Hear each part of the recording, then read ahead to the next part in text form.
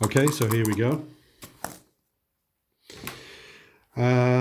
So yeah, that's exactly even. So it's we ended up with 7 against 7.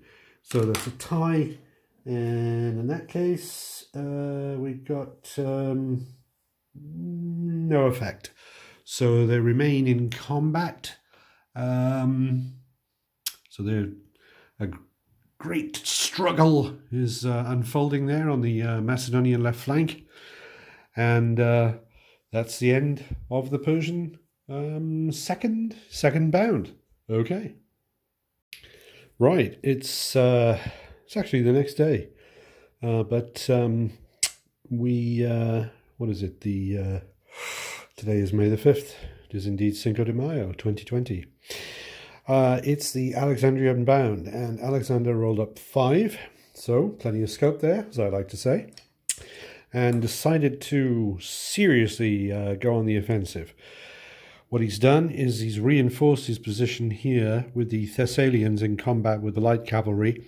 He has left the line here and gone to support the Thessalians. Couldn't do it over here, would have come into the threat zone of these light cavalry, and he didn't have sufficient movement. Oh, sorry, no, he couldn't have flanked them here. He couldn't have attacked them in the flank because he didn't start off beyond their flank line. He started off here. So he's providing an overlap support, so that'll be a favourable starting odds for the Macedonians there. We're going to have some shooting from the Macedonian artillery. Are going to be able to fire on the Persian auxilia there. And so movement-wise, yes, Alexander moved over to here. This phalanx unit here moved back so that they're just out of reach of the knights who are facing them. Because what I didn't want was them to be hit by knights who can quick kill pikes, and also overlapped potentially by something else. So that was just looking pretty bad, so they had to pull back. This now, of course, means that this unit here is likely to be overlapped by a Persian charge, which might come in the next bound. But the majority of the Macedonian movement was 3 pips, which was to get this combat here sorted out. First in went the Siloi, who hit the Persian Siloi in the flank, causing them to turn to face. These Persian Siloi were previously facing down this way. So they hit them in the flank, they've turned to face them. Then the Hypaspists have lined up beside them to provide an overlap. And then, conveniently, the Macedonian light cavalry, who had been left to mill around back here by Darius, has now come down and hit them on the flank. This, of course, means that if they lose the combat because they are being hit on the flank, they will be quick killed. And things don't look good for them because we've got 2.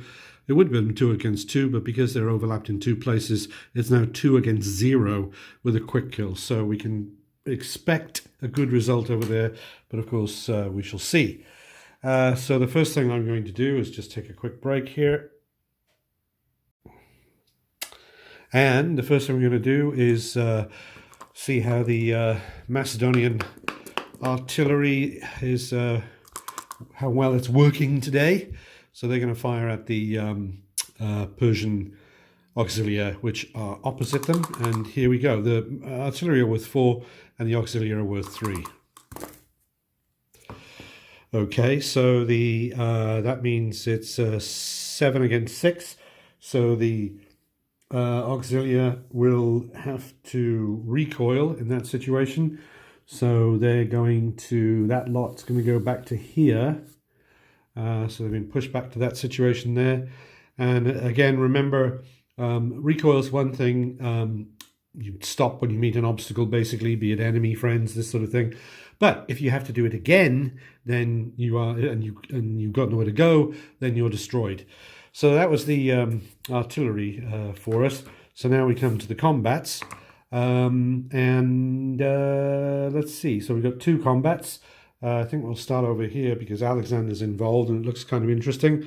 So we have the Thessalians, which are cavalry, so there were 3 against the light horse, which is 2, but the light horse are overlapped, so they're only worth 1, so it's 3 against 1 There's no quick kill situation involved.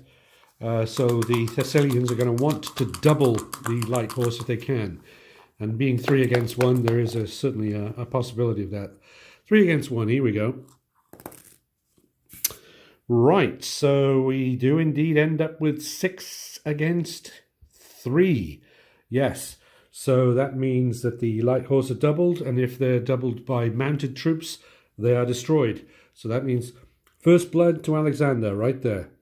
And the cavalry, I believe I'm correct in saying that cavalry will not pursue.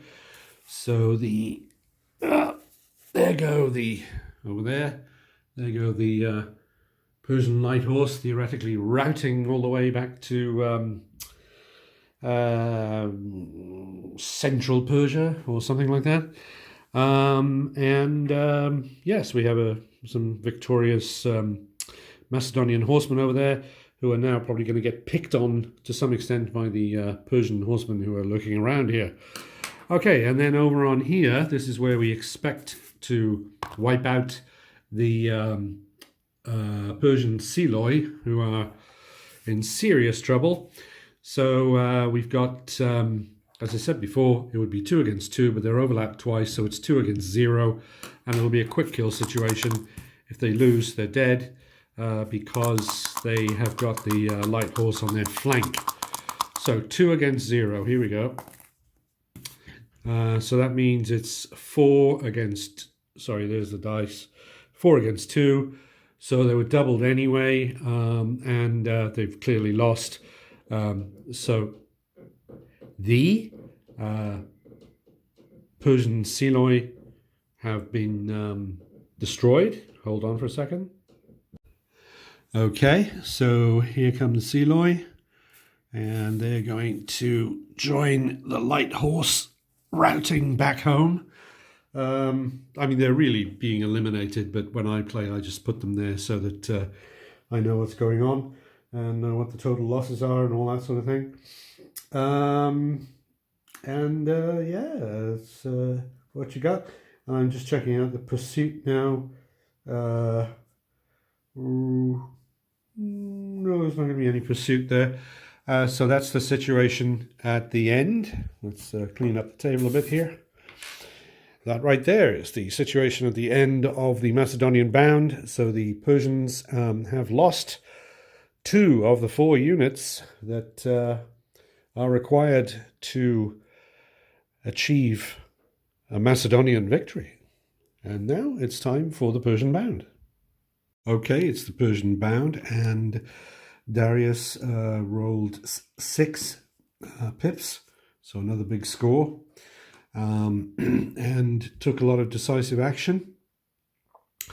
We've had the light horse that was over here has gone sideways slightly and charged into the Thessalians. And the Persian cavalry have charged into the flank of the Thessalians. So that's 2 pips. Then we had another pip was spent to move the center section of the battle line forward. They finally come to grips with the Macedonians in general. And we had 1 more pip that was used to advance the mercenary hoplites. They were too far away to be able to make contact with the phalanx. These spears and so forth are rather getting in the way, but all these troops here are now in combat, and the hoplites here are not there yet. They're about 1 centimeter back. And then the remaining 2 pips, wasn't enough left to be able to move the horde. If I'd had enough, they would have rotated to have put the light horse in the threat zone, but weren't enough pips left. So the 2 remaining pips were used to reposition the Persian auxilia so that they now have threat zones here. And indeed, this unit is within their threat zone, and this unit is in their threat zone. So they're doing a bit of pinning there. Very well. So it's the Persian move. That means there's no shooting because the Persians don't have any missile troops as such for DBA, at least in this battle. And So we have this combat over here. So there's one combat there, and then here there's 1, 2, 3 combats. So I'm not sure if I need to consider.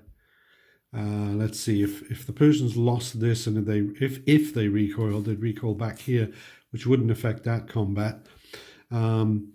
If this unit can't recoil because he's flanked, he would be, if he loses, he'll be destroyed. So I don't have to worry about him recoiling to here. So I think I could do that one in isolation, right? So it's 2 Persian light horse against the Thessalians, which are worth 3. So it's 2 against 3, but because they are overlapped, they are now only worth 2 instead. So it's 2 against 2, although, sorry, these are overlapped by Alexander, so it's actually 1 against 2. So they start off disadvantage 1 against 2, but difference is if the Thessalians lose because they're flanked, if they lose by any amount, they're destroyed. So it's Persian 1 against the Macedonian 2. Let's see what we get. Well, looks like the Macedonians have won this one. That means we'd have a total of 3 against, they had 2, so that adds up to 6.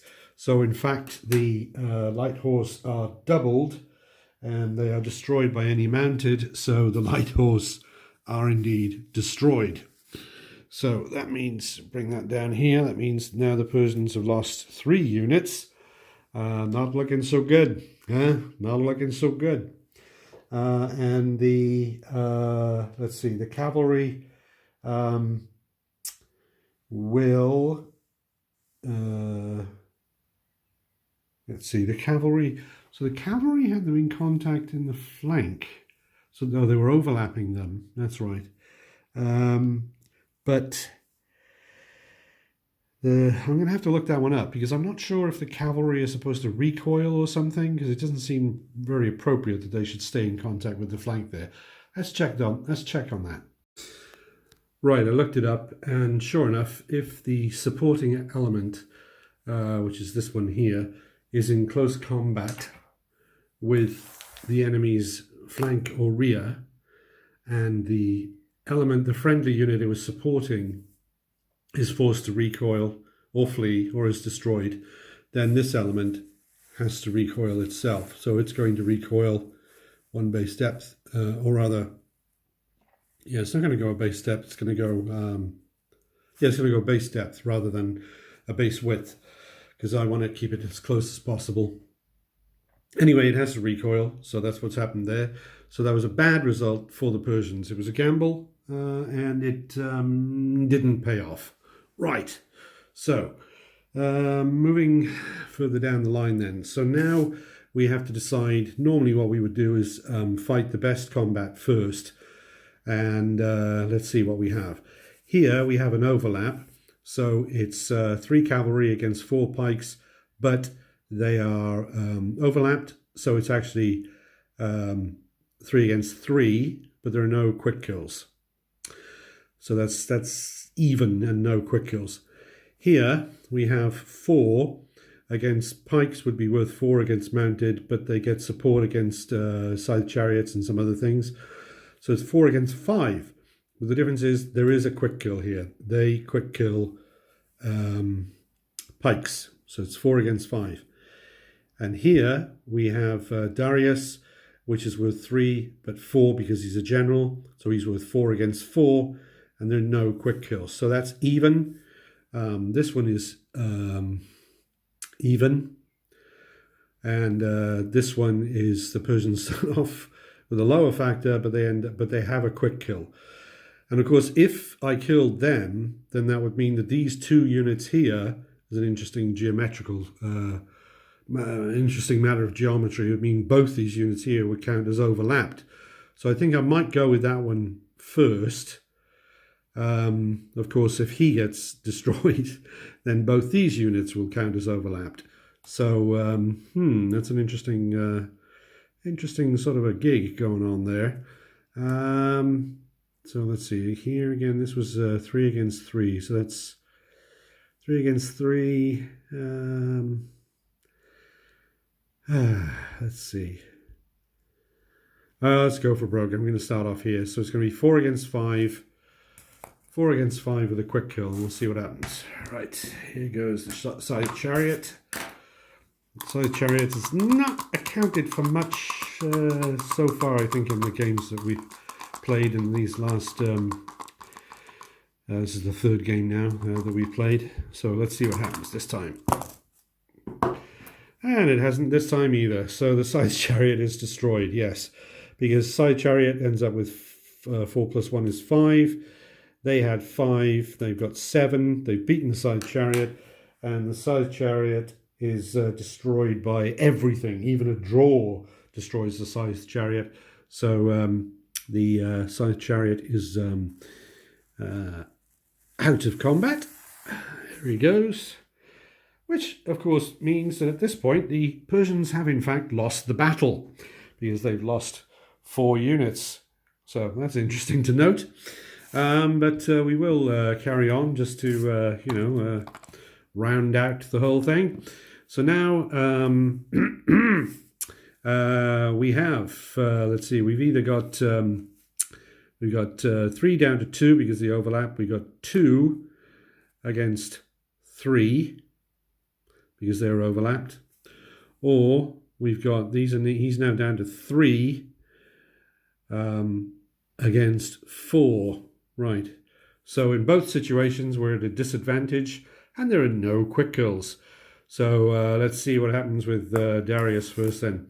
Darius is worth 3 because he's overlapped, and the pikes are worth 4. Oh dear, not good. I think Darius, yeah. Right. Darius is worth 4, and the pikes are worth 9. So Darius is in fact doubled. So that means that... Oh, that's interesting. They flee from pikes. Yes. So you would actually flee. So let's do a flee move. You turn around like that. And then you move... I think... I can check it out, but I think...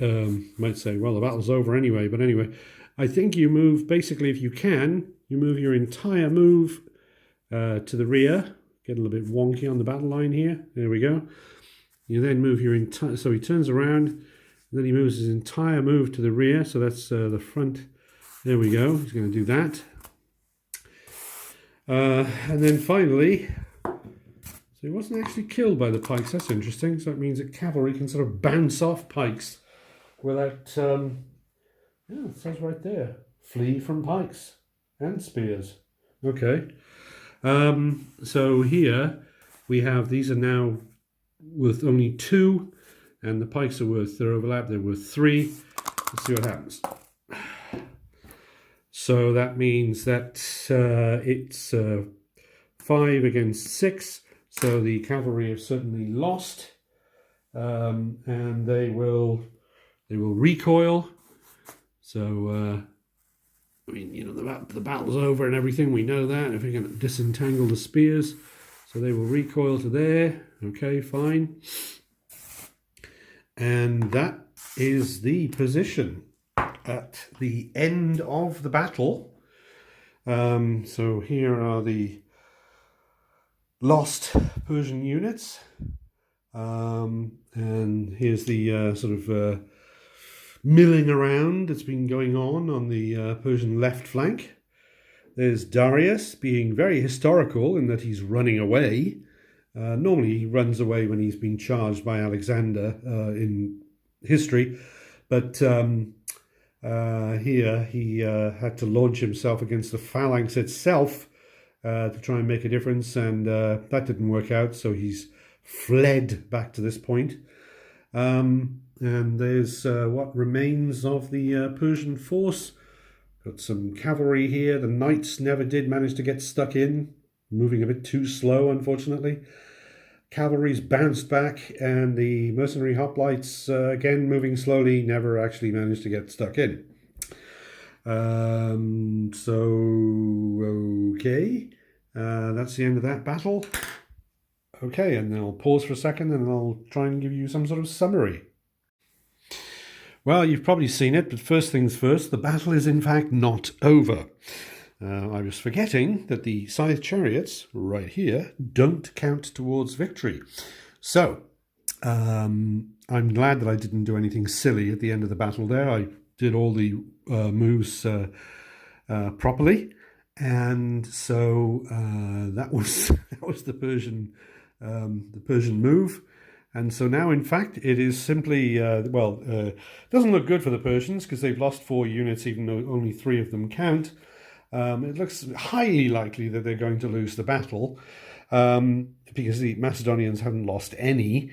But we do still have a battle in progress. So it is now going to be the Macedonian bound.